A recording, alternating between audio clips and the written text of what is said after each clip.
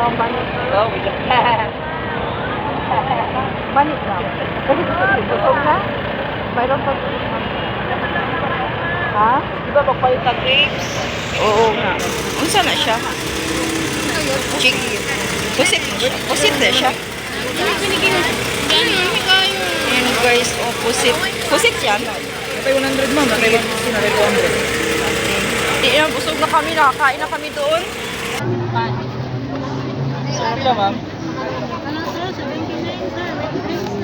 Magkano? Magkano po yan? 60 sila ma'am. Kanil pizza ni. Vegetable.